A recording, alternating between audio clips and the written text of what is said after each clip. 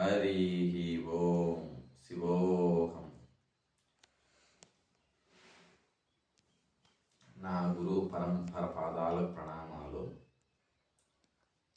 నా ఇష్టదైవం, నా ఆరాధ్య దైవం, మా కులదైవం, వారి పాదాలకు ప్రణామాలు. సర్వే జన సుఖినో భవంతు.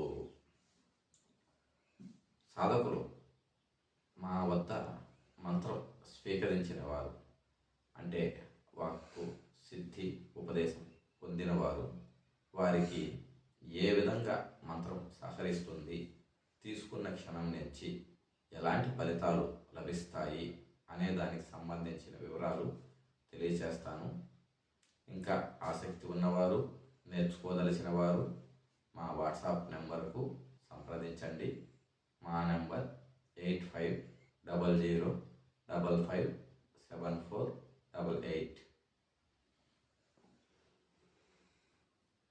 మంత్రం తీసుకున్న వారు నేర్చుకోగానే ఏ విధానంలో పనిచేస్తుందంటే, ఎవరికైనా ఏదైనా దయ్యం పట్టిందని కానీ, గాలి సోకిందని కానీ, నిద్రలో భయపడుతున్నారని కానీ, అటువంటివి ఏదైనా జరిగినప్పుడు, వారికి ఏదైనా ఇబ్బంది అనుకున్నప్పుడు, భయపడినప్పుడు, పిల్లలు కానీ పెద్దవారు కానీ ఎవరైనా కానీ, మరీ పిల్లలైతే బాలగ్రహాలకు సంబంధించి సపరేట్గా మంత్రించాలి. పెద్దవారైతే మనం ఇచ్చే మంత్రాన్ని వారి మీద ప్రయోగిస్తే వారికి అట్టి బాధలు తొలగిపోతాయి. అంటే ఆ విధంగా పనిచేస్తుంది. మరి ఒకటి, ఎవరికైనా మా ప్రాంతంలో అమ్మ పోసిందంటారు, ఒక్కో ప్రాంతంలో ఒకలాగా చెప్తుంటారు కదా. అట్టి పరిస్థితుల్లో ఇబ్బంది పడుతూ ఉంటే వారికి గుళ్ళల్లాగా వచ్చి కానీ, పుండ్లు అయ్యి కానీ, సీము రసం కారుతా ఉన్నా కానీ చాలా నరకయాతన అనుభవిస్తూ ఉంటారు. అట్టి వారికి వీళ్ళు డైరెక్ట్గా వెళ్ళి నేరుగా మనిషి పైన మంత్రం ఉపయోగించకూడదు. ఒక కొబ్బరి నీళ్ళ కాయను, అంటే ఎర్రనీళ్ళ టెంకాయను తెమ్మని చెప్పాలి. ఆ టెంకాయకి హోల్ పెట్టాలి, వాటర్ కనిపించేలాగా.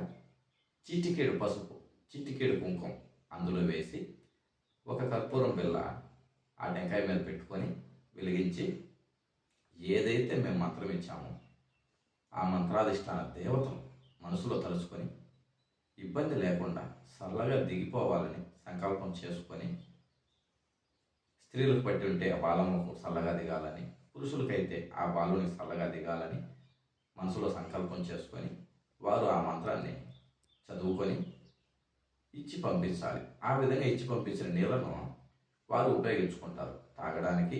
మరీ విపరీతంగా ఉంటే, అంటే కొందరికి కళ్ళల్లో చెవుల్లో చాలా ఇబ్బందిగా ఉంటుంది, అటువారికి ఆ కళ్ళల్లో చెవుల్లో ఆ నీళ్ళు దూదికాయతో వేసుకోమని చెప్పాలి.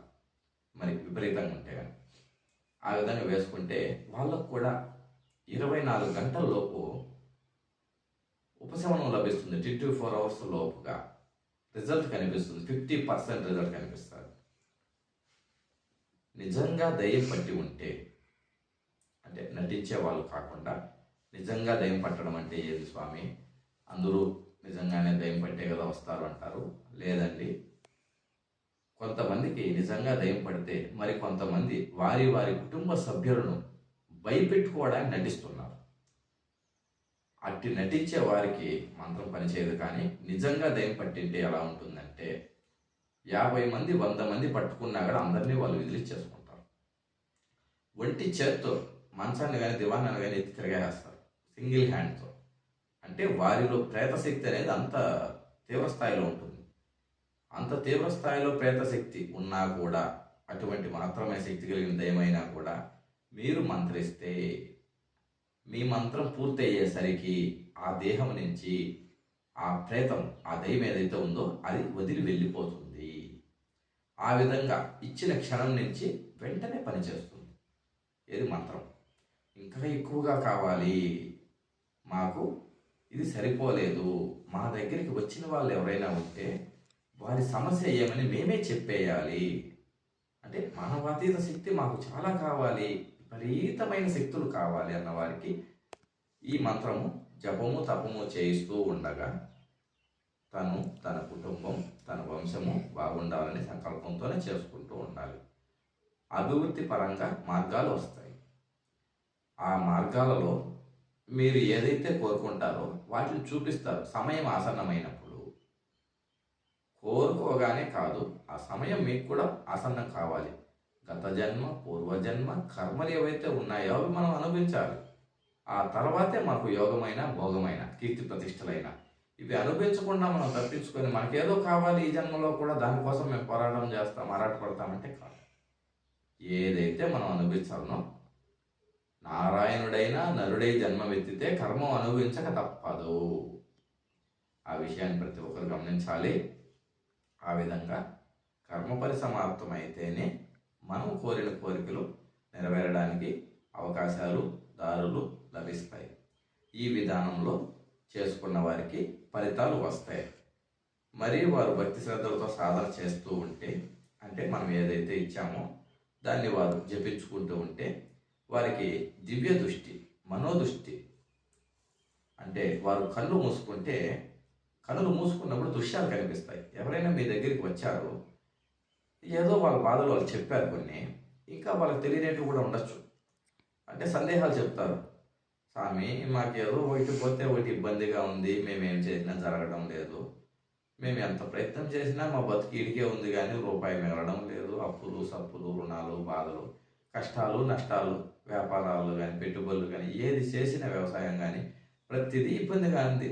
మేము వేసే అడుగు ముందుకని ప్రయత్నం ఎంతో గట్టిగా చేస్తే వెనక్కి పడిపోతుంది. మాకేం దిక్కుదలేదు, మాకేం జరిగిందో, మా మీద ఎవరైనా ఏదైనా చేశారా, ఒకవేళ చేసింటే దేనికి చేశారు, వాళ్ళు ఏం ఆశించి చేశారు, ఎవరు చేశారు, ఇలాంటివి అడుగుతారు. అలా అడిగినప్పుడు మీరు వెళ్ళి దేవుని దగ్గర దీపం పెట్టుకొని వాళ్ళ నామగోత్రాలు చెప్పుకొని, ఫలానా వాళ్ళు ఈ విధమైన సందేహాలతో వచ్చినారు, నన్ను నమ్మి, నేను నిన్ను నమ్మే చెప్పాలి, ఏది పలికిస్తావో నా నోటి నుంచి పలికించేది సత్యవాక్కులే పలికించమని చెప్పి కోరుకుంటూ, ఏదైనా ఉంటే నాకు తెలిసేదిగా నా దృష్టికి చూపించమని వేడుకుంటూ నువ్వు ఆ మంత్రజపం చేస్తావు. అలా చేసినప్పుడు కొన్ని కనిపిస్తాయి. అవి కనిపించగానే కనిపించిన దృశ్యాన్ని బట్టి నీకు ఏం కనిపించింది, నువ్వు ఏం చెప్పాలి అంటే నీకు తెలియదు. ఎందుకు తెలియదు అంటే నీకు అనుభవం లేదు కదా. అక్కడ నీకు కనిపించేది బులుగ్గా కనిపించింది, అది ఏమిటి? లేదు ఎరుపుగా కనిపించింది, అదేమిటి? లేదు పొడవుగా కనిపించింది, అదేమిటి? ఇలాంటివి గురువుల దగ్గర నీకు ముందే చెబుతారు. ఈ విధంగా కనిపిస్తే ఇది, ఆ విధంగా కనిపిస్తే ఇది. అలా నువ్వు 10 మందికో 100 మందికో చెప్పగా నీకు అనుభవం వస్తుంది. నీకు అనుభవం వచ్చినప్పుడు కనిపించే దృశ్యాన్ని ఏదైతే కనిపిస్తుందో దాన్ని బట్టి వీళ్ళకి ఏం జరిగింది, మనం ఏం చెబుతున్నాం, అది మీరు ఏదైతే చెబుతారో అది కరెక్ట్గా జరిగి ఉంటుంది. అంటే మీకు అదే కనిపించింది అనమాట. ఆ కనిపించిన దాన్ని సవ్యంగా మీరు తెలుసుకొని చెప్పాలన్నా గురువులతో సంప్రదించుకొని ఆ మార్గాలు అనేవి తెలుసుకోవాలి. ఎప్పుడైతే జ్ఞాననేత్రం తెలుసుకోబడుతుందో అప్పుడే ఆటోమేటిక్గా మీకు అన్నీ అవుతాయి. మరికొందరు భక్తి శ్రద్ధలతో, కేవలం భక్తి శ్రద్ధలతోనే భగవంతుని మెప్పించుకొని వారి మనోభీష్టాలు నెరవేర్చుకుంటూ ఉంటారు. మంత్రము చేయరు, తంత్రము చేయరు, కేవలం వారి భక్తే. వారు ఏదనుకుంటే జరిగిపోతూ ఉంటుంది అలాగా. ఏమంటే వాళ్ళలో అంత భక్తి ఉంది, భక్తితోనే అన్నీ జరుగుతూ ఉంటాయి. భక్తికి మించినది ఏదీ లేదు. అంతఃకరణ శుద్ధితో, మనస్ఫూర్తిగా భక్తితో ఏది చేసినా మంచి ఫలితాలు లభిస్తాయి. అది ఎవరికైనా. విద్యలు కావాలి అంటే మానవాతీత శక్తులు కావాలి, నాకు కీర్తి కావాలి, ప్రతిష్ట కావాలి, నా దగ్గరికి జన ఆదరణ రావాలి, నేను చేసిన వాటికి గుర్తింపు రావాలి. ఇటువంటి వారికి కేవలం దైవభక్తితోనే సరిపోదు. కాబట్టి వాళ్ళు సద్గురువులను ఆశ్రయించాలి, మంత్రాలు స్వీకరించాలి, వాటి విధి విధానాలు తెలుసుకోవాలి, ఆ విధానంలోనే చేసుకోవాలి. ఆ విధానంలో చేసుకున్న వారికి ఈ విధంగా మంత్రాలు ఫలితాలు వస్తాయి, లభిస్తాయి. మంత్రము, మంత్రాధిష్టాన దేవత అన్నీ వీళ్ళకి అనుకూలం కావడానికి గురువు హితవు చెబుతాడు. ఏ విధానంలో చేయాలి, ఏ విధానంలో చేస్తే సఫలీకృతం అవుతుంది, ఏ విధానంలో చేస్తే నీకు నీ కుటుంబానికి మేలు కలుగుతుంది. అట్టి విధానాలు గురువు దగ్గర మాత్రమే, సద్గురువు దగ్గర మాత్రమే తెలియజేస్తారు.